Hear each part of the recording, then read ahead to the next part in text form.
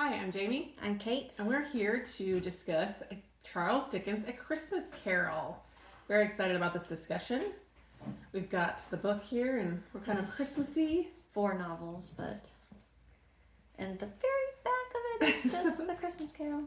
Which I now learned is a novella, so it's obviously a little shorter. So, yeah, novella, he kept saying that. Things.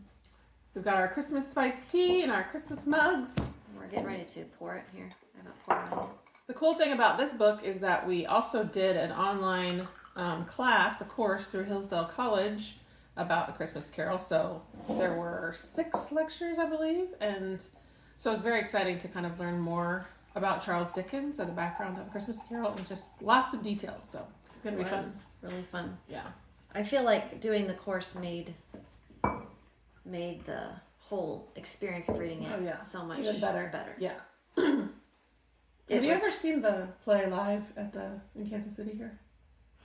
I can't. I know I've seen something at that one little theater that we have, but you never saw the big one down at the UMKC. I don't think so. Yeah, I would like to though. That makes it even more. But the writing is obviously even more in depth than the play itself. But that's even better than like the movies. Although there's so many cool movies that are done by this. I wondered which of the movies would be. Which one was the most accurate? Yeah. Like has the most direct quotes or like every part, or which one is just the best film? Yeah. Like which was the best made? Yeah. I don't really care for the Jim Carrey version. I feel like the animation could be better. So it's not my favorite. I recorded that one. I've actually never watched that one all the way through, but I recorded it on TV this year so I could watch it with the children. Yeah. But yeah, it's kind of scary, like kind of the way I didn't see it all the way through. Scrooge with Bill Murray was one of my favorites when I was young. I think it captures, just kind of the heart of it, but obviously it's a totally different culture. Yeah. Version of it. They have so many modern day ones. Yeah. I mean, this story is just so timeless because it applies to so many. I mean, it really applies to so many Christmas movies in general that don't follow the same type of thing, but just the change, the conversion, which they talk about. Yeah, totally. So, one thing I didn't realize, first that they call this a ghost story. Yeah. I didn't really. I've never heard of that. But I just never thought of it like that. It's like haunting you, but in a good way. Yeah. Yeah. But it's supposed to haunt you, kind of, that feeling of, Well, it kind of, now that I'm thinking about it, is like the Holy Spirit, like how they have this called the Holy Ghost. Just that it's like this the spirit thing inside you that's helping you to change or. Yeah. I mean, you do feel like sometimes it's like ghosts of Christmas, the different one, or spirits. Right. Yeah. Right. Yeah. So it kind of depends on how you say it.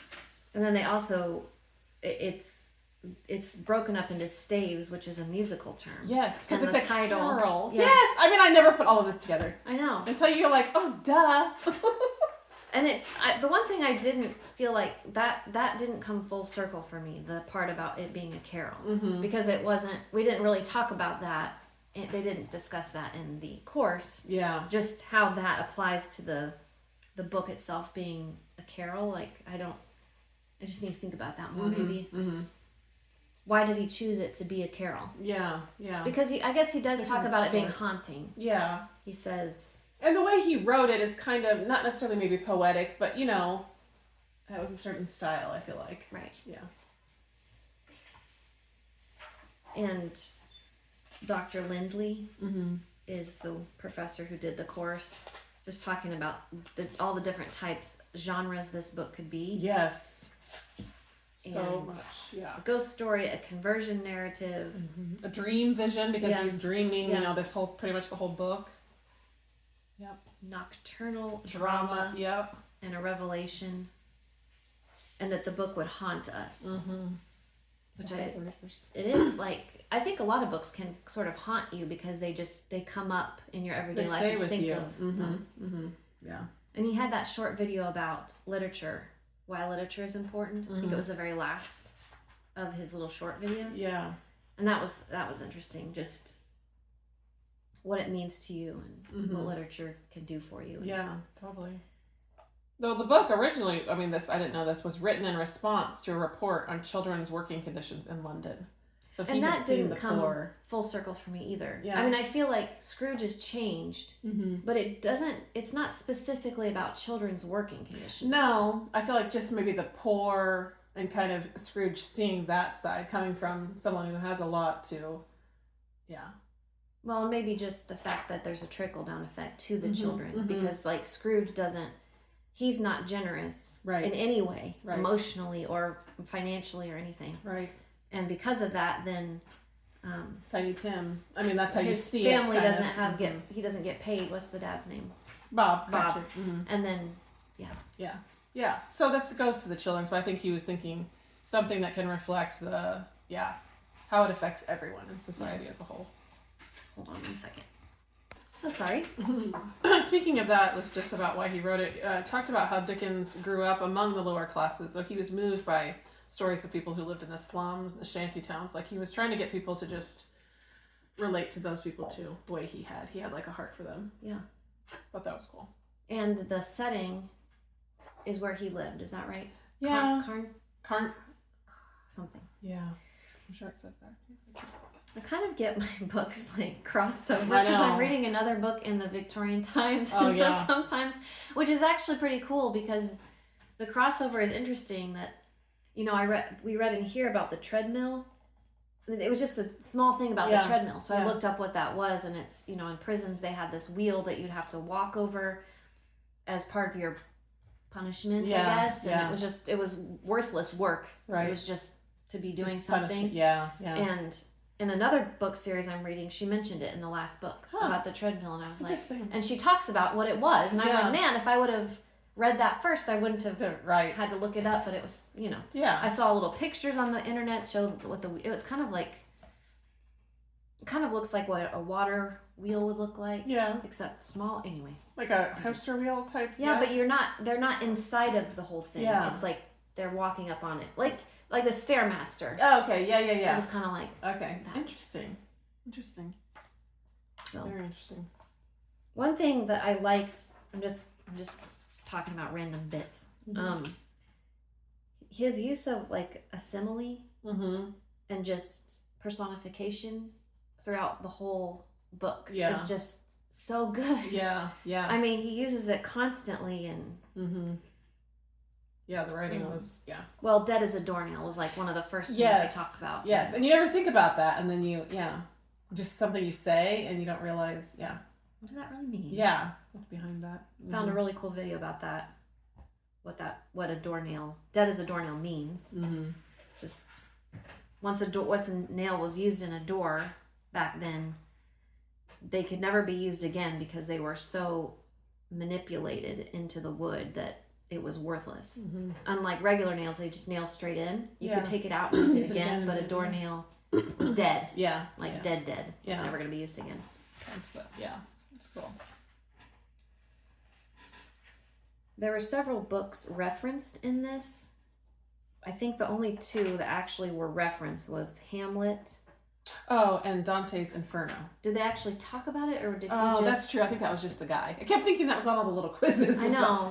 That's why I was wondering, was it actually I think it was literally mentioned. Yeah. I think that his thing just came from it, but Dickens himself didn't actually mention it. Because then there's another book. Well, I guess the Bible's not directly quoted either, but it's alluded to. It's kind of quoted, but it's not, it doesn't say... John 9, blah, blah, blah. Well, when Peter's reading, it doesn't say he's reading from Mark. No. It just alludes to that. Yeah. Right. Yeah. I also thought it was interesting in my copy, I don't know if it was like this in your copy, that Dickens capitalizes certain words. I don't notice that. Like nature, or the two, what were their names? The two children that come out from underneath. Oh, ignorance and want. Yeah, those are capitalized. Okay. Like their names. Because they're proper nouns. Yeah. But there's other just throughout the book. In my copy was interesting. Things. Yeah. Wondered if it would be edited that differently today because of that. Yeah. So there's a whole paragraph where I don't know if it's Bob or Fred. I think it's the nephew. So Fred is talking about Christmas, in that first chapter, that first stave. And I just loved that whole, just, it was so encouraging. And then the whole last stave, just, his joy is just incredible. Yeah, yeah, totally.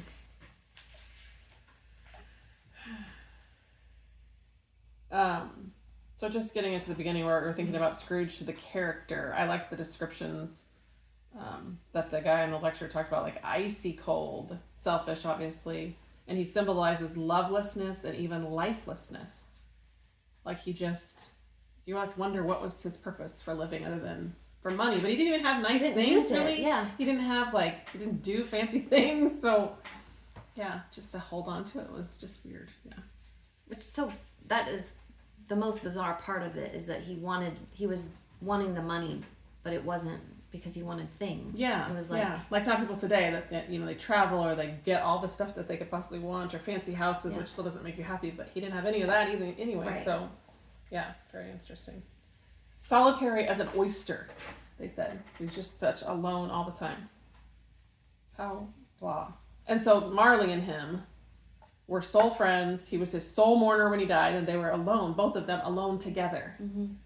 So very much the same, even though they were like friends. And so Marley was the same, and he didn't want the same fate for Scrooge, so that's why he comes. Yeah. Didn't want him to drag those chains all his life, and of all the things that he did. There is one carol in that first stave that when he's walking through the street, and he hears you, God bless you, merry gentlemen, may nothing you dismay. Yes.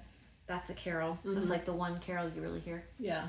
But the words are different than the words we sing today, which I thought was not God rest you, merry gentlemen. It's God bless you. Which is actually different than God rest. Yeah. May nothing you dismay. Which I thought ours was let nothing, or I think it's may. May nothing you dismay, but remember Christ our Savior. But there's just it's a good one. Different. Yeah.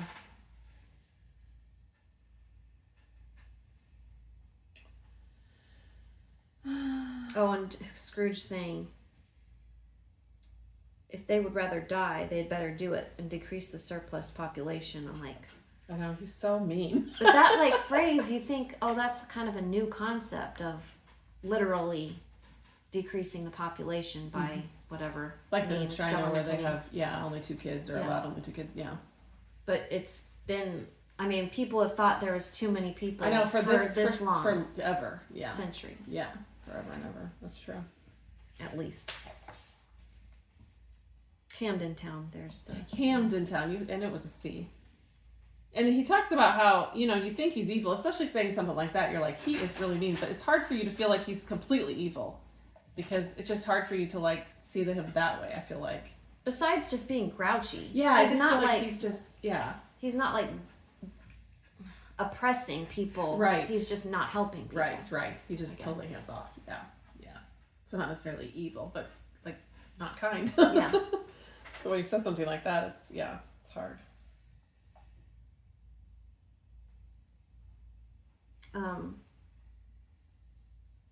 We have, if you wanted to discuss the questions from the lectures, we could do that, but that's cool. So, how did the Industrial Revolution create the conditions that inspired? We talked about that, but just that in that time, people stopped. The machinery was taking over the farms, so technology. They were out of a job because the machines were able to get the work done. So people had to move to the cities to get more. Caused a lot of people, a lot more poverty, I feel like, for those people. And you had said the reason why he did this, but he also was planning on making a tract. Yes. And a political tract. And then he changed his mind and made it into a novel. Right. So what did you think about that? I think that his idea was good because this has outlasted what I think an article would have done. Yeah. This has brought light to even more things. I hope that in that time period it brought light to that particular situation. But I feel wondered that too. It's outlived what he probably expected. Yeah. Which has changed. It's probably changed people over this whole.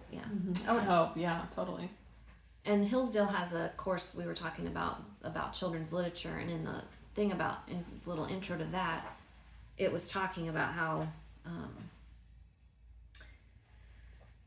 that literature, you're not just like given the information, you're not preached at, you're just you're led to come to your own conclusions about things. And so I feel like that's how this is. I mean, I feel like people would have picked up a political tract and they were like, who cares? Like, and if you weren't for it, you'd be like, I'm not even going to read it. Right. So it wouldn't have been read as highly as this. Yeah. And it said Christmas, like it was just like something that people could, And I think that's when we read that's why I love historical fiction, is because you're reading and learning about history, but it's not so stale and dry. Like yes, not facts. Yeah. You actually see it through the life of someone. Yeah, so. Makes it a lot more interesting to learn about, for sure. Yep. And we talked about the different genres. Yeah, that's wild how many genres it is. A lot of stuff I never thought about. Being a genre. Yeah. And now I feel like people break down the genres so deep. Yeah. There's so many different ones. You just don't, it doesn't have to be just, It's not just nonfiction and fiction right, anymore. It's right. And it's not even historical fiction. It's like some of it's religion, even if you think it's historical fiction. I feel like sometimes where it's which is it's just interesting how they label them. Right. Like what's the classifications for how they label the genre? I guess libraries drill down. Yeah. Too. Especially libraries. Yeah, I wonder because it always says on the side. Interesting. Oh, I had made this connection about you said icy, that he was icy, but his nephew was like warm, like he was heated. Totally opposite. So they made that contrast. He had like Scrooge's coldness, Fred is warm, and he has a glow because he's just happy, regardless of his circumstances. Yeah, joy. He exudes joy.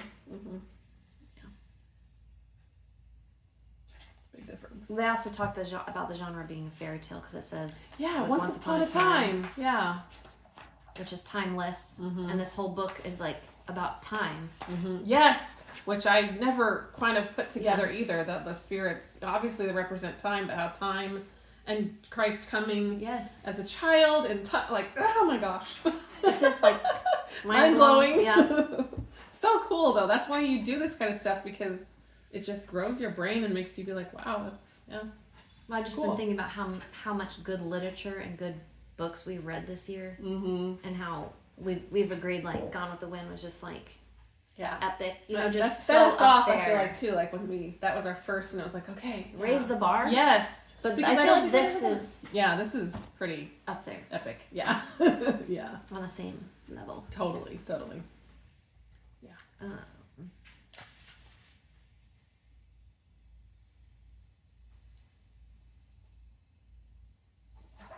Dickens, he just makes these funny little comments, and it's very interesting. I know the way he writes, it's so interesting.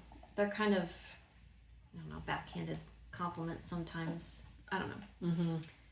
He was talking about the weather at one point and how the weather could boast of the advantage over him in only one respect, over Scrooge, that they often came down handsomely and Scrooge never did. Yeah. It was like, I don't know, just funny to me. Yeah. The way he writes, I'd love to read more of his stuff now. Because I'd never read this, read it. Yeah. I think I'd read maybe condensed more for kids. Yeah. Version. I started to listen to it last year, and it was really hard for me to listen to it. Yeah. And I listened to a lot of audiobooks, but it's just like with Pride and Prejudice, it's too hard to listen to those kinds because the language and the sentences are so long. You almost need to read it over and over again. Some sentences, go back and think about it. Yeah. And I think you said with Gone with the Wind, you listened and read at the same time, and to help with the voices and everything. And I did phenomenal audiobook version. Jim Dale is just amazing. I listened to him and watched and read with my eyes and listened to him, and that was great. Yeah, it is fun to have especially a British accent or something where it's someone that's definitely part of that culture. It just puts you in the mood even more. Yeah. So Jim Dale did the Harry Potter books, and that's what it's the same voice. So it just has this nostalgic. And when you love someone that does audio, it's I love that. And you can't get the Jim Dale version on Audible. I couldn't find it. Yeah, you can't get it anywhere. Anywhere. That's so weird. Because if he was so I'm sure he's popular with reading all the Harry Potter books. Why couldn't you? Yeah, I'm sure he's read a lot of books. So I need to. I'm probably just gonna have to get it on DVD. I think, or on CD, because you can get them. They're not very common, but you can get them. Yeah. Because the library had it. Yeah. Wow. You can't buy it on Audible, but the library has it. Yeah. That's so weird that Audible wouldn't have it. But I did must search be for it rights too. or something. Must so be. anyway, Must be. I digress. I just really, really liked that version of the audio. Yeah.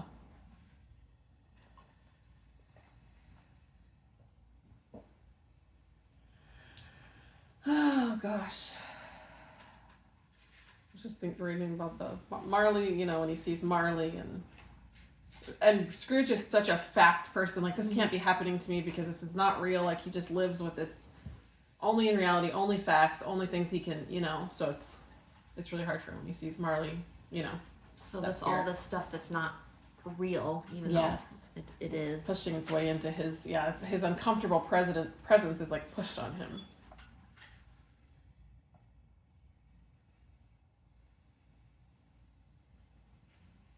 Darkness is cheap.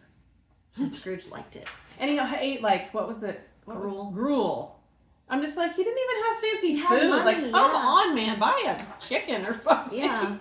Or a big turkey. You can eat whatever you wanted. Still struggling with that So concept. Weird, yeah. Of him not. I don't know. Sometimes you feel like, was he psychologically deep down feeling like he didn't deserve the nice things? Yeah, maybe. It just occurred to me that makes sense. So he just didn't get them because he didn't. Yeah. That's a good thought. Yeah.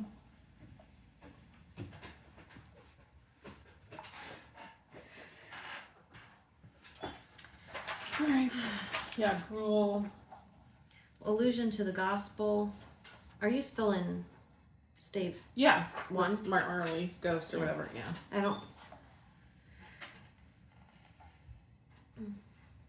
There's an allusion to one of the gospels in every single stave. It seems like. Mm-hmm. Oh yeah. I mean Dickens, and it does talk about Dickens's past. His religious background. He was raised a Christian. He didn't always care for church authority, but it was important for him to find God in his everyday life, like how to love your neighbor. Yeah. So I feel like that's what he's doing with this. He was looking for God in all the things. And he did the lecture guy did talk about do we see ourselves in Scrooge? And so I said, well, of course we see selfishness and control tendencies, especially as moms. But Scrooge turns it into a desperate dependency. And then he talks about how these visitations from all these ghosts are gifts to him. Because they're showing, I just never thought about being a gift. Yeah. He doesn't think it is at the beginning. Until the very last one, yeah, it's a gift to just show him, how to do better. I also liked how Dr. Lindley was talking about did we get there yet? No, I'm sorry. I'll wait till we get to I guess we're there unless you had something else about the intro part, or Marley's ghost part. Yeah, he talked about why people love A Christmas Carol. It calls on us as persons of faith, as thinking of the divine as human, thinking of Jesus as human. So am I going to respond in love or turn into myself? Receive the gift and give, or take it as a burden? Love that. Yeah, I asked a family member recently about whether they believe the Bible is true, or just the book of stories, or and they just didn't want to. They weren't. The gift was sitting there, but they didn't think of it as a gift. Yeah, I'm just relating that. Or did they believe it, but they didn't want to do the things, or did they just not believe it? Yeah, true. Anyway, it's right there. Yeah, I know.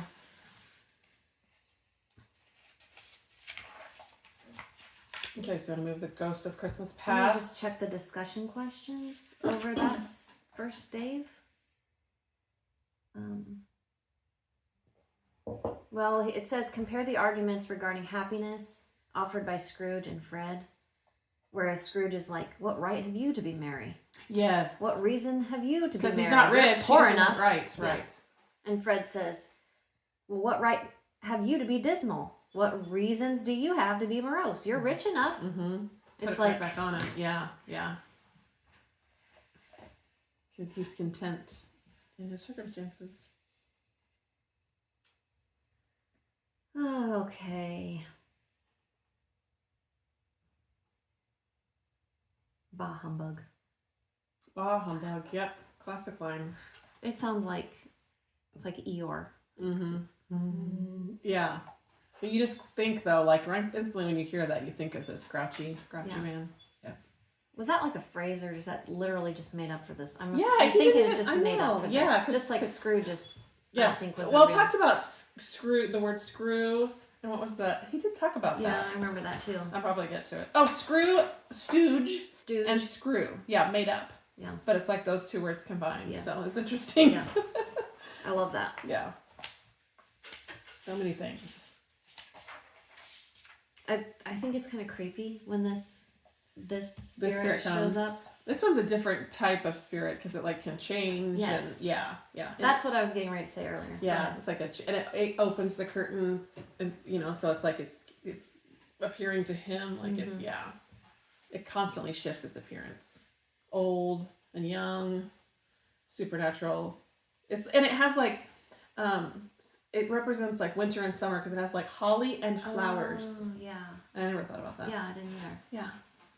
I just liked how Dr. Lindley was saying that it's shape-shifting is like the past is always changing. Because like the further away you get from an experience, you look at it differently. Yeah. I hadn't thought about like the ghost actually doing that. That's cool. Like if I knew then what I know now, I feel like we say that sometimes, and that's kind of what I was thinking of when he was talking. Just how you hindsight's 2020. Yes. Like I should have done this, should have done that, but you wouldn't be where you are if you had. So, and the curtains, it does say he said this was dramatic repetition. The curtains were drawn. Like it would say it over and over again. Like that was such a big deal because he couldn't believe it. It's like he kept saying Marley is dead. Yeah, he is dead. Yeah, this cannot be happening. Right, he just could not. I don't believe in ghosts.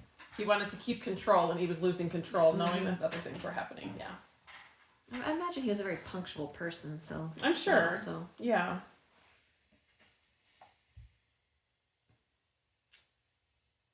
Yeah, reframing the past as you age. So he takes him back to his forgotten self. He says when divine healing. When he says, rise and walk with me, was reference to. Oh, yeah. I'm going to lose my notes because my laptop cannot last. Oh, jeez. But more personification. All these boys were in great spirits and shouted to each other until the broad fields were so full of merry music that the crisp air laughed to hear it. It just, like, you can just put yourself there with his descriptions. Yeah, descriptions are very good. Yeah, so true. And that's so Christmas spirity. Just kids running around outside and just... It's just such a happy time. Yeah. Everybody seems to have a smile on their face. Hopefully. It just talked about how as he's going back to these old, like the schoolroom and when he's young and when he's being apprenticed, how he shows like he has this joy recollecting the nameless people and the human connections that he once had. It's like going, oh yeah, I did once connect with people and I did once want to be in the world. You know what I mean? So it's kind of like revisiting that feeling. And it doesn't take long for him to kind of start changing. Like he weeps. Says when he first sees his forgotten he sees things, and then the boys or something, and he said, there was a boy singing a Christmas carol at my door last night. I should like to have given him something. That's all. Yeah, I had that too. Right away. I mean, he doesn't... It doesn't take him long, to kind of think. Oh yeah, I was once a good guy, or you know. Yeah.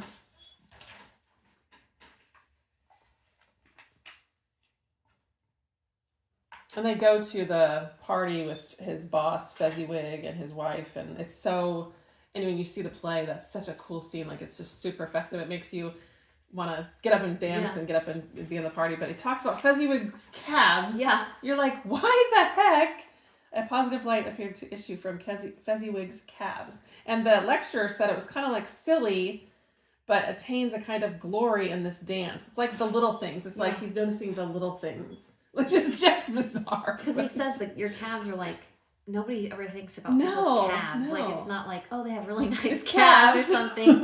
Which, I mean, some people do. I guess your husband's calves are like, true. He's a runner. Really nice calves, yeah. But it's funny because when he showed pictures from the book, like his book had pictures, and you could kind of like, oh yeah, like if you were to focus on that, but I wouldn't have focused on that, but that was really interesting. It's very childlike at the end. One of the last lectures, he talks about being childlike. We should all have a little bit of childlikeness in us, that we appreciate those little things. Right. Those small details that you just don't think about. I feel like when Belle is breaking up with him, she's like, seems so kind about it. It's like, she's sad. But she's just like, we just need to move on. Yeah. Kind of like matter of fact, like you have done, Like it's painful. You fear the world too much. Yeah, not even that you love money, but that you fear the world too much. Yeah, that's an interesting way to put it. I guess if he would have like used his money that he had, he would have had to interact with people more. Yes. Like people that have money, like a lot of social events, or he would have had to have a cook, and I think he only had like a little housekeeper that just, or something. Probably cleaned up after him or something. Yeah, so he didn't have to do that. But just thinking of you fear the world too much, how it can hurt you. Like so he's probably, if you interact with people more, you're liable to get hurt more. Yeah, that's true. So you just want to protect yourself. So have all your money around you to protect you. That's what's going to protect you. Yeah. I mean, I can do that when I'm feeling low, just like turn internal and not want to interact with anyone. Right. Go inside yourself instead of letting other people in. Yeah. Which I don't feel like is necessarily a bad thing. No. If you're able to like use that time to like recover and then move on. Right. Just don't want to be completely isolated like this. Yeah. For years and years. Right. And years, forever. Right. And to be grouchy still and not generous. Being moms, this line cracked me up when he's with Belle's with her family. Yes. Yeah. They were not 40 children conducting themselves like one, but every child was conducting itself like 40. The consequences were uproarious beyond belief, but no one seemed to care. On the contrary, the mother and daughter laughed heartily and enjoyed it very much. And when you have like, just when our 4 kids are together, it's like there's 40 kids. Yeah, exactly. Yeah. The noise and you think it's crazy, but it's actually a really But we don't like even notice it. Yeah. Like the dads will come in and they're like, what is happening in here? And we're just like, oh, there was something happening. Yeah. You learn to tune it out. This is like normal. Right. It's just normal. It's not a bad thing all the time. Yeah, it's true.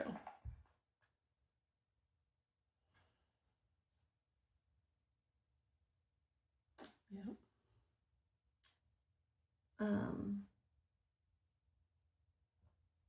And they talk about Scrooge wrestling with the ghost. Yes. Yep. He wrestles with the ghost and uses its nightcap as an extinguisher to put out its light. And it talked about, in reference to the Bible, Jacob wrestling with the angel. Yeah. It does that twice because I think that happens again. Yeah. He's like wanting him to stop. Like, I need this to end. Like, I can't take it. It's making him upset. Yeah. Because he's, struggling to watch what happened. I was reading a commentary on Genesis recently, and that's again just interesting how things connect at the same time. But the commentator it was Dennis Prager's commentary on Genesis, and he talks about how he was having a discussion with, I believe, a Muslim woman, and she was asking him like different questions, which he appreciated.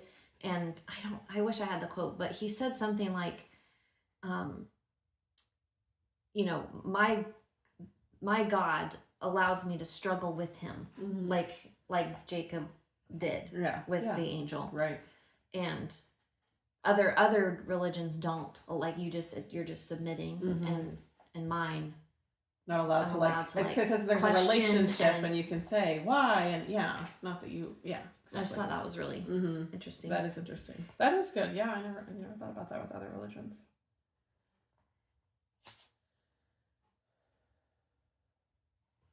I don't have much else for that. Yeah, I think that's good. Yep. Stage 3, the second of the 3 spirits, ghost of Christmas present. Yeah. And this ghost is not late. He's late. Yep, this guy's late. Yep. Okay. Past was on time. Present is late. Right. Yep. Yep. And this guy, just remember this from the play because he's he's huge. They describe him as huge, but he is huge in this, and he has this green robe and all this food around him. But like, it just made me visualize it even more because I always thought that part was so cool. Yeah. When I watched it, but it's I think of him like really Hagrid, like this big person. He's very tall. Yeah, very huge. And a big robe. Yeah. And Dr. Linley talks about food being personified and everything. Just his descriptions of the whole book is just awesome. Incredible. Mm-hmm.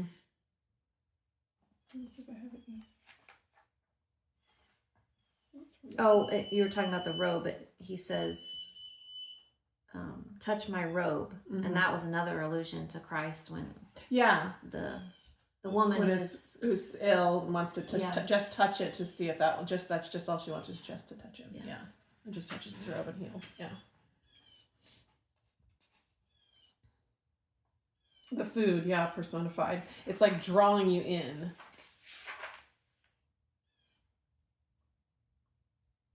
And Scrooge begins to open up in this one. He says, "You have aught to teach me. Let me profit from it." Mm-hmm. Like he's like, okay, this is happening now. Like, let's see what I can get out of it. Let's try to gain something from this.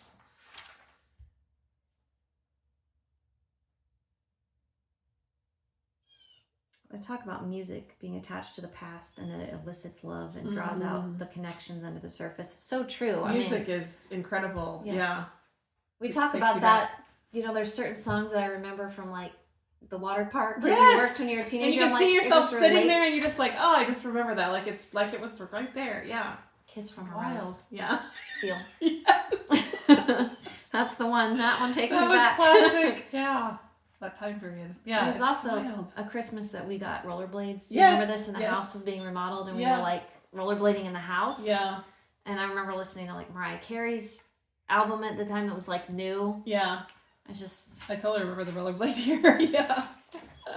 That's so funny.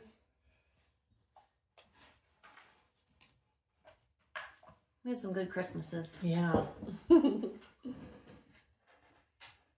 They go to the Cratchit's house in this one. This is present, Peter, Martha, two younger ones, and Tim. With their little feast, potatoes are being boiled. Knocking on the lid of the pan, asking to be eaten, like the way he says things. So funny. Children are playing a game with their father. Yeah. I'm probably going out of order, but there was one part I didn't understand. I still don't understand. The lecturer said, reality is gratuitous. Yes. And I still, don't get that. The gratuitous thing, I know, I tried to think, okay, he's gonna keep talking about this, but I still didn't quite understand it. So reality is extra. What else? And above. I don't know. It's I need to go back and listen to that part or something because it just.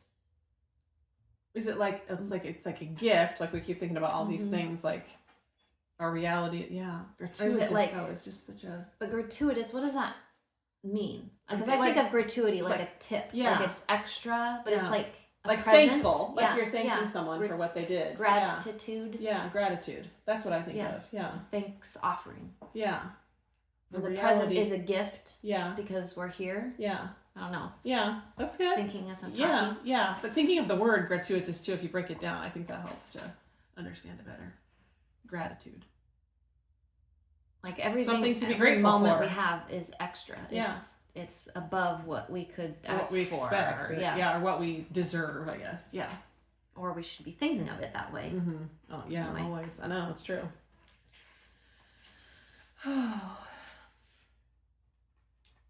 Why does the ghost of Christmas present carry a rusted antique scabbard? Yeah.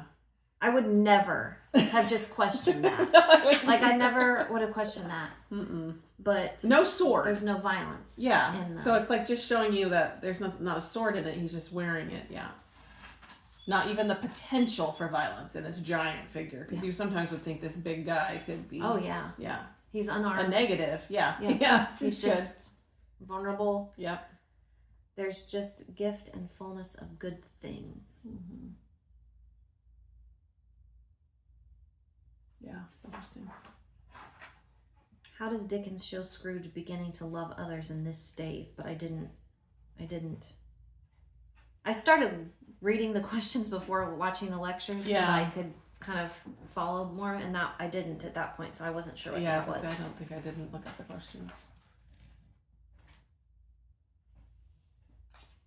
Oh, there's another reference to decreasing the surplus population I think it's with regards to Tiny Tim. Yes, and so it's like making him eat his own words. Like, oh, so, here's little Tiny Tim, but you said, if he's going to die, he might as well just die. Yeah. Yep. Ugh. Yeah. Tiny Tim's life had never been a concern to Scrooge, but now he sees him and he realizes, you know what I mean? It's like you have to sometimes be faced with it. Mm-hmm. Yeah. And that's what he's going through, yeah.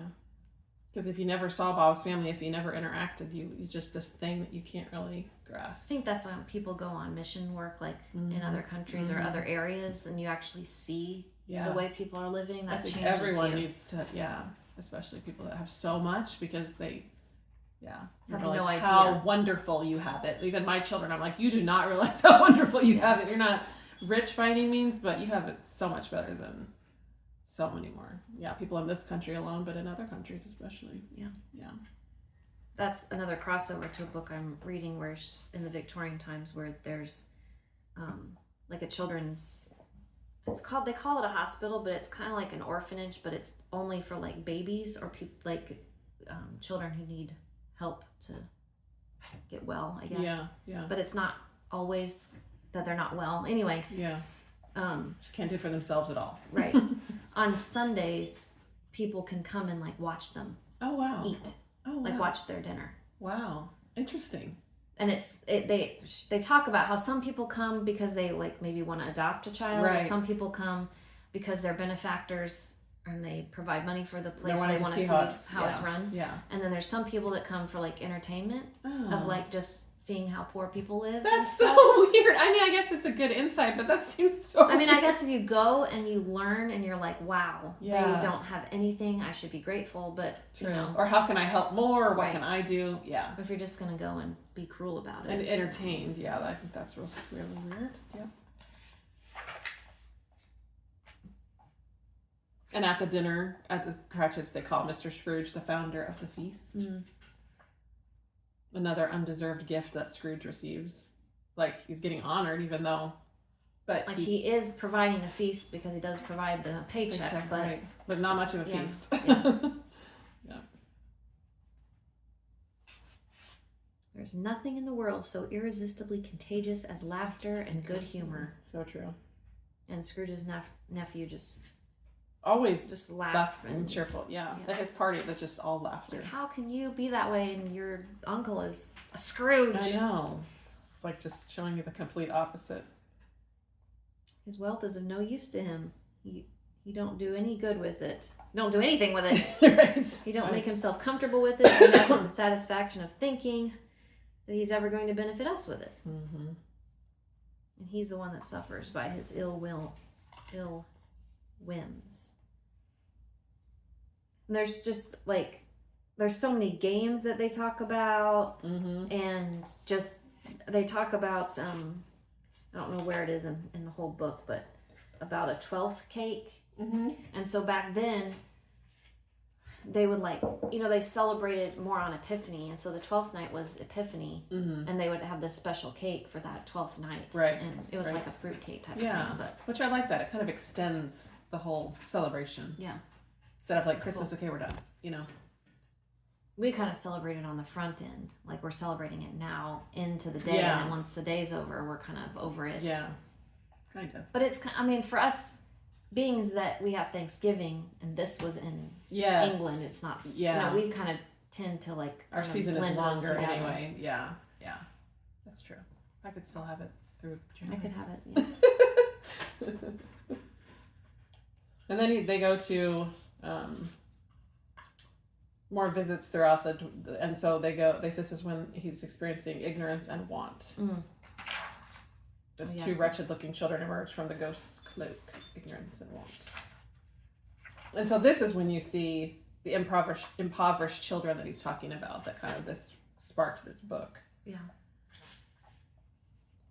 And he throws his words at him again, because Scrooge had said about the poor, are there no prisons? Are there no workhouses? So again, he's like throwing that in his face, like, Because the children don't have any refuge. Because there are no prisons, there are no, Right. but that's what he...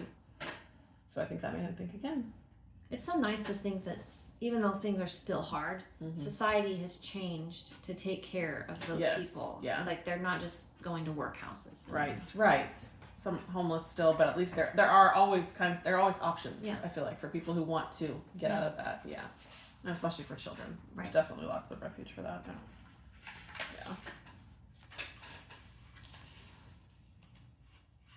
I think that's all I have for stage 3. Yeah. And at the very end of this, the ghost of Christmas present disappears, and then the ghost of future arrives. So he's arriving early. Are they there at the same time? Because I kind of missed that I part, feel like it's think. pretty, like maybe really quick, like Right. this one, and then this one's right there on top. So yeah, so He's we've got early, yeah. on Because the future's time, always late, and early. Yeah, comes too soon. it does. Seriously, here we are, about to be Christmas again, and I feel like we just did this a year. I know.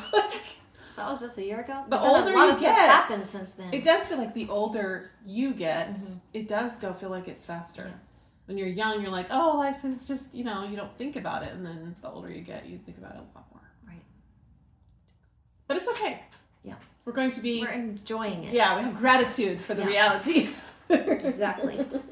Now this spirit is like a Dementor. Yeah, I don't care for this one because it's scary. This one's Yeah. more scary. Yeah. But But the future is scary. His when you don't future know. is yeah. And bleak for him. Mhm. Yeah. For sure. Yep. He says fear twice. Scrooge feared the silent shape so much that his legs trembled beneath him. Found that he could hardly stand, and then again, "Ghost of the future, I fear you more than any specter I have seen. But, as I know, your purpose is to do me good." Just thought that he's a little bit freaked out. I mean, he was scared the whole time. Like, at the beginning, he's scared because, like, what is going to happen? And now he's, like, emotionally fearing what he's about to see. And I am doing the The lecturer Dr. guy Ringley. had all the hand, but I I liked loved it. watching. I know, it was very good. Very good lecturer. You should check out that course. It was so good. Absolutely so do good. it. Mhm. It's free. Yeah, So. totally free. And you get a little certificate when you finish it to say that you finished it. I'm gonna put that in. It has a test, has a quiz on Yeah. everything, and then it How has a did you test do at on the end. quiz? I only one quiz I didn't get 100 because it was like, I know. You're so good. Because I was some question about some guy that I couldn't remember his name. It wasn't even necessarily It was a in the John book. Milton. Or Yes, something. I always got that one wrong. Yeah, I got it wrong twice. Yeah. I missed one on every single one. No, it's okay. Even the final quiz. Yeah, I think It was that one that I missed. Yeah, on the final me quiz. too. But you can go back and retake it. It was like Who they really wanted cares? you to just do Still good. passed. I know, exactly. They didn't make it that hard. It's all for learning. Here's another allusion where it says he resolved to treasure up. Did you have something before? No, that? go ahead. He resolved to treasure up every word he heard. Yes. I need to look up those passages though, because the lecturer said Mary treasured up like her time when she was with child, Yeah. and then Like when she was later in when he Texas. was in the he was with the rabbis at the temple, Yes. and there's some line about yes. some verse about that. Right. And Jesus. Yeah, that's true. I just think I'm like, Scrooge, you are special Mm-hmm. because they're talking about you. How How do you not know? I know. This whole time There's a it's dead been about man. you. Yeah. There's And this obviously dead you man. were feared Yeah. that this was going to happen, like that Mhm. something bad was going to happen to you. I mean, Yeah, that has to be and why he's afraid. I'm And sure. then he's dense. Looking into his own. dense. Yeah. He's horrified that they're talking so badly about this dead man. He doesn't even know it's him. He doesn't recognize the items that are being pawned. Because he doesn't. It's just like he's not. He has it's just nothing, not and his he right still mind. doesn't I understand know. what they are. Like, so weird. it think just shows it's you like- he doesn't care about things, though. It's like he's starting. I think that's the conversion is starting to be like, okay, I don't, and he's not thinking about it as much. That part about it as much. I don't know. It's just Well, really yeah, weird. Dr. Lindley He said he's because he's already less accustomed to thinking about himself. But still, I thought that was really interesting. Yeah, he probably was just overwhelmed Mm-hmm. with what was happening. And it's So like, he didn't- whoa, and it's just kind of like confusion. Like, what is happening? Like, Mhm. yeah. And then that woman, like, just stripped him. I know, but Clothes his off dead of body, him and- golly. Have you What's no wrong with decency, people? for the dead?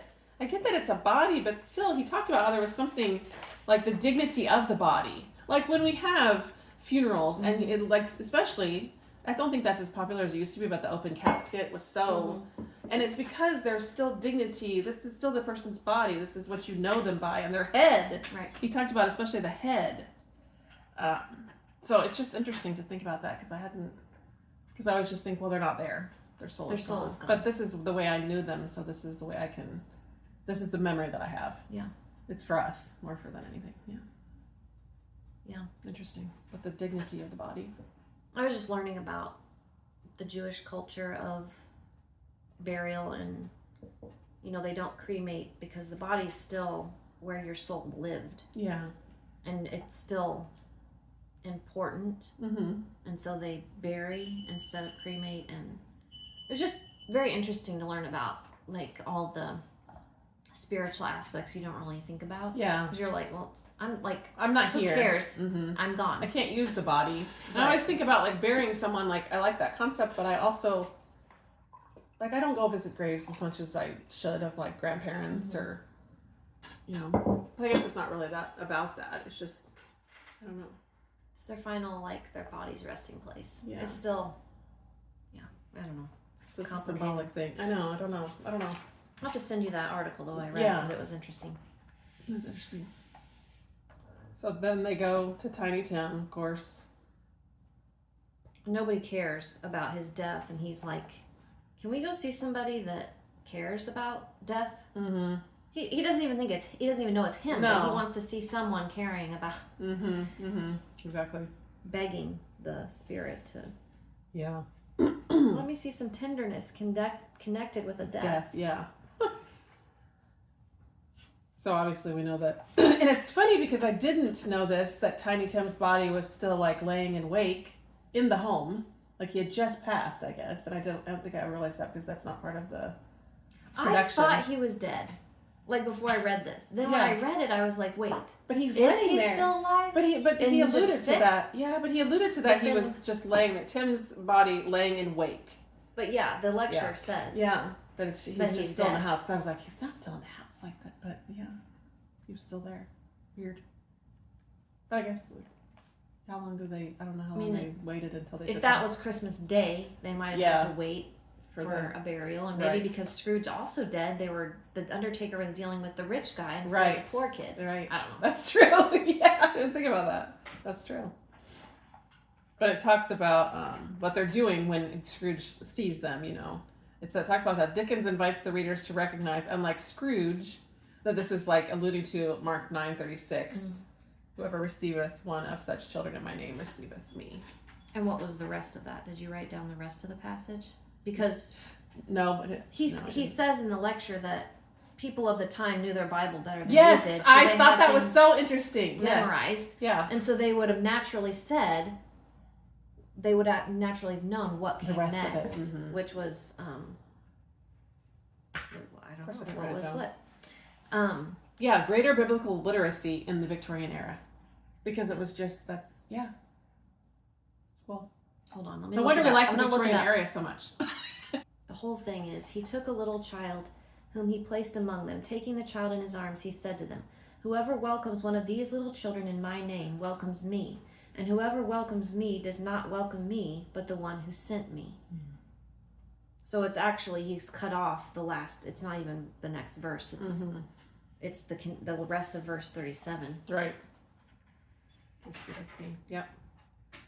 So this is like this is like the heart of A Christmas Carol. Yeah. Tiny Tim eventually, Scrooge eventually becomes like a second father to Tiny Tim, and thereby to receive the Christ child and all of life's little blessings. Yeah. Never realized what all of Tiny Tim kind of represented. Yeah. Just God bless us, everyone. Yeah, I mean, that's classic. That was classic. And I know a girl who's actually playing little Tiny Tim. I know she's a girl, but at the downtown. Oh, really? Yeah, but she's in our dance class ever since. So she's a paid actor. That's cool. Yeah. What an incredible part to have. That is. You have like the classic line. I know. To say. Exactly. And he also talked about is it Great Expectations that has the line? No. I want to read all those now. That's the one where, please, sir, can I have some more? Yeah, what is that? Is it Oliver Twist? Yeah. Yeah, Oliver Twist. Yeah. That's a classic line, too. Yeah, yeah. I'll have to do a whole Dickens. Spirit of Tiny Tim, thy childish essence was from God. Mm-hmm. And again, talking about the divine entering time, which is Christmas. Like, Jesus is entering real time. Yeah. Yeah. Never thought about it like that. Real time. Jesus is entering He's our time. timeless, but he Enters our time and ages like we did. Mm-hmm. Yeah. Wow. It's just like, wow. No, you think, why do I never think about stuff like this? Because you're not like, once it's brought up, you're like, okay. Right. But you don't just sometimes you don't just sit and ponder. You need to read books. Well, my husband actually was referencing, he was talking about Chuck Missler saying that the Bible's inexhaustible. Mm-hmm. Like, you can read it and just something new all the time. Exactly. Like, we were reading from 1 Kings yesterday, and I was like, how did I not know that Solomon was David's son? Where have I been? I know, because you just, like, I'm like, I'm so I'm sure disconnected. I've read this before, but I told that to my children. I was like, how do I not know this? Well, you did know. Yeah, it's just I probably did. It's just I I was was like, connected. oh, yeah. Because David, I feel like, has such a big role. Yes, and Solomon is, I'm so weird. He builds a temple. Yeah. Yeah, it's a big deal, too. Do you have more? Because at the very end, there's the quote. Go ahead. I will honor Christmas in my heart and try to keep it all the year. This is Scrooge. I will live in the past, the present, and the future. The spirits of all three shall strive within me. I will not shut out the lessons that they teach. Oh, tell me I may sponge away the writing on this stone. Yeah. He's like, yeah. How do you live in the past, the present, and the future? Well, you have learned from the past, so you will use the lessons for your present so that it will affect the future. Yeah. Because his actions have negatively affected so much, people so much around him. Remembering the lessons from each time period. Yeah. Can all do that. So, stave 5. The final stave, which is glorious. It's like that last ending of the Christmas song morning. where it's just like, hallelujah. Yeah. The hallelujah chorus. And you just like when you envision him opening the window and yelling out, and like he's so goofy at this point because he's just so like on this adrenaline. Yeah. So cool.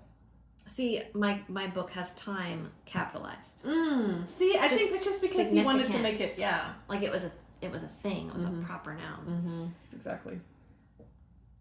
Yelling at that kid and what day is it? Oh yay! I didn't miss it. Like he's just so excited he did not miss it. Remember I said in the beginning about similes? I'm as light as a feather. I'm as happy as an angel. I'm as merry as a schoolboy. I'm as giddy as a drunken man.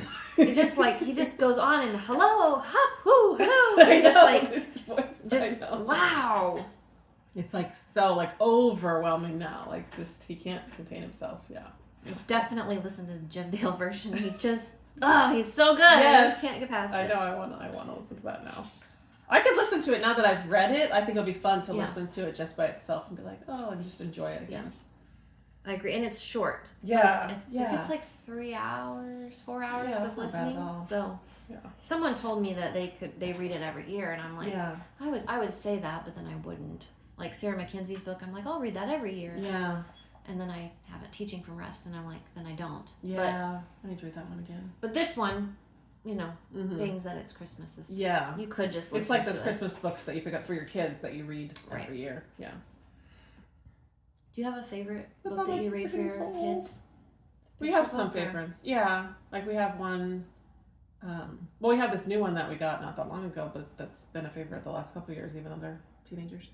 It's like the night before Jesus. So it's like the night before Christmas. It's written in that kind of style, but it's just really pretty.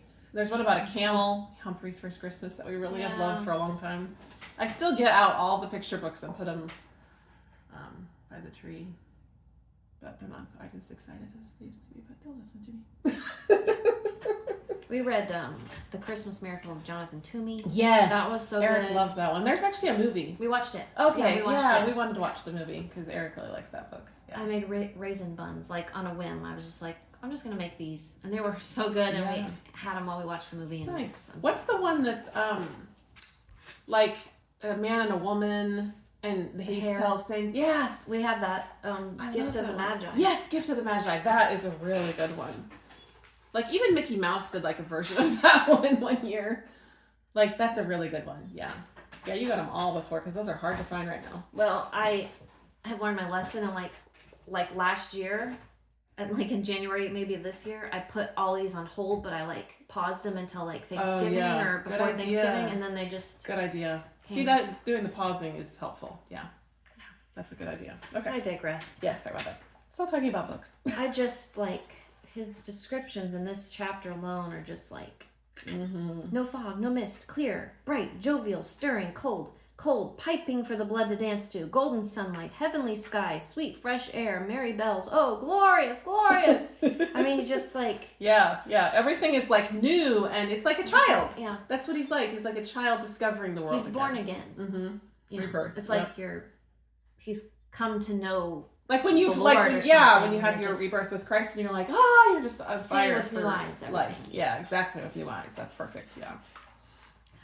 When he's kind of talking with that boy about going to get the turkey, Mm-hmm. the boy says it's hanging there now, and Scrooge says, is it? Go and buy it. And the boy says, walker. What But does it's that like mean? walk and then dash er. I know. I didn't understand that either. Walker? Like I should. Like I don't know. Yeah. And I meant to look up like how much this stuff would have cost. Like he gave the little boy a shilling Yeah. What was or the a half shilling? crown. Mhm. But I was looking up what like 100 pounds back then, like in the 1900s was Mhm. today, and it was like a lot, like thousands. The comparison dollars, between yeah. the dollars. I've always found that interesting. My children are always asking about like money in Japan, how much it is compared to, and I'm like, that'd be a really good math lesson to like figure out the conversions of dollars to everybody else's money. Well, you have to convert it to the different currency, Yeah. and then convert like inflation, like so Yes. you can convert it back. So Yes. that's like double. Yeah. But there was an Ambleside online actually had a whole page about all of that and how money's changed, and that was pretty cool. That's interesting. Because in the other book, Victorian book I'm reading, she gets like 100. Well, she says 100 quid, so I had to look that up. Well, quid is pounds. Okay. So like that was the first part. They all call it So different 100 things. pounds, and then it was like someone gave her like $5,000 or something. It was crazy. Yeah. That is crazy. Anyway, So cool. everything could yield him pleasure. And then so he goes. He meets those guys that he at first in the first had said, no, I'm not going to give you any money. The philanthropic gentleman. Yeah. A great many back payments. So he's like, will you come see me? Will you come see me? And he's like, yes, And they're of course. shocked. Yeah. He's like, the lecturer talked about how he's calling for human interaction. Like, come see me. Like, I want you to come. Like, that was cool. I'm going to Fred's. He goes to Fred's. Right. And, yeah, surprises him, and that's cool. And it's all as it was in his dream of the future. Mm-hmm. All the Because he people are there. says she's sitting I should have known she was sitting in that corner. Yeah. But I didn't. And then I was like, what? And then I, it must be exactly. Because they said where all the people were and who was there. Topper Right. and the girl. And yeah. So then I went back to that. Oh boy. That interaction with Bob is like, just cracks me up. Where he's trying to be like, Yeah. He's you're late. Like, yeah. And he's so mad, and then he's like, and therefore I'm about to raise your salary. Yeah. Like, And what? And Bob is so confused. And he kind of like gives him it talks about his physicality. Yeah. How he's kind of like giving him little punches. Like, Yeah. he would never have Yeah, touched he's him gone before. crazy, man. Yeah. I think Bob was probably like, what is wrong with this guy? He talks about they drink smoking bishop. Yes. And yeah. I And meant then to look that up, but it's alcoholic punch drink. Is mulled what the wine holiday punch. Yeah, that's what the lecturer said. Alcoholic punch drink. Wonder Smoking what- bishop. That's just Because it said they're going to have a bowl yeah. of smoking bishop. I was like, a bowl? Is that like some kind of soup? Yeah. Sounds interesting. Oranges, lemons, cloves, cinnamon, allspice, mace, ginger, red wine. That's like It kind of sounds like a wassail or a wassail. like That's what I was just going to say. Like, Yeah. our mom loves wassail, but it has alcohol in it. ruby port. But I don't. That'd be like a I don't spiked know. wassail. What is that wine that you put like fruit in? Sangria. Yeah, Kind of reminds me of that because Yeah. then it has all the spices too. yeah. Yum. We should have made that for today. Yeah. Woo! Yeah. I don't know if I could have. We would have been lasted like the rest Scrooge of the day. at the end. It talks about how he becomes exceedingly generous and gives because it is good, simply out of love. Mm-hmm. It's just completely changed. He had no further intercourse with spirits, but lived upon total abstinence principle ever after. And it was always said of him that he knew how to keep Christmas well. Mm-hmm. What does that mean? Mm-hmm. If any man alive possess the knowledge, may that be truly said of us and all of us. And so, as Tiny Tim observed, God bless us, everyone. The end. Goodbye. What a beautiful thing. So, keeping Christmas. Yeah. I mean, the lecture talked about. What does that mean? It's kind of like observing it, obviously cherishing it, generosity, love, the secret of all time, for all times of the year. Yeah. It's like, we get this like totally different feeling at Christmas, but we should have that all the time. Yeah. Because it's, Lord Jesus has come and he's, overcome, and now, so that's why we celebrate Christmas, because he's come to earth, but then it's like, it should be raining. He was, he is, and he is to Yeah. come. Yeah. He is the past, the present, and the future. Wow. Can't believe We I are never just- said that in the I lectures. know. Oh, you should say, why do you not put this in your lecture? Yeah.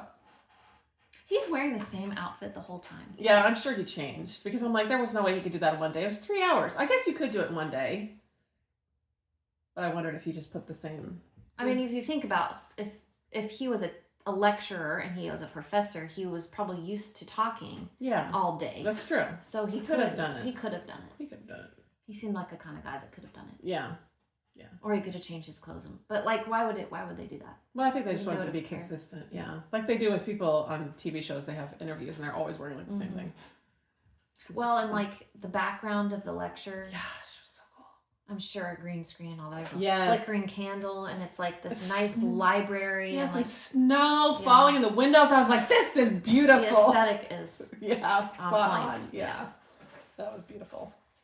Yeah.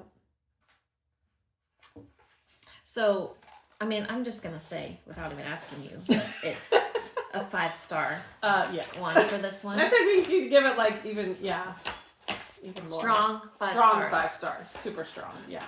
We've adjusted our scale a little bit, so saying this is 5 stars means a lot. Mm-hmm. Like it's got to be. Because our only other 5-star that we probably have given is Gone with the Wind. Yeah. Bible. I think it's hard to get it right. It's hard to get a 5-star. Because that's like the top of that's where you kind of take everything and then you kind of go down from there. Yeah. Because Goodreads, 5 stars is, this was amazing. Yeah. And it's hard to say. I mean, a lot of books are so good, but amazing is like, and you don't want, if all of them are amazing, then there wouldn't be anything to like get there. Yeah. You know what I mean? So 5 stars, the language, like the writing and the setting, like just, and the message and like all of that. Yeah. How it just all, and clearly this one, we just got so much that it was so good. What else do you got? That's all Final I got. thoughts? I think we'll do like a year-end wrap-up, maybe right before. I don't think we'll have another book before the end of the year. I mean, we're reading on our own, but we won't have one to do together. So I think it'd be fun to just do a separate little thing on the wrap-up of like what we've read and kind of go back and see. That'd be cool. Yeah. So we can do that. So, yeah. We'll look at cheers. So Merry Christmas. Happy New Year. God bless us. Everyone. I guess we'll keep on reading, raising, and praising.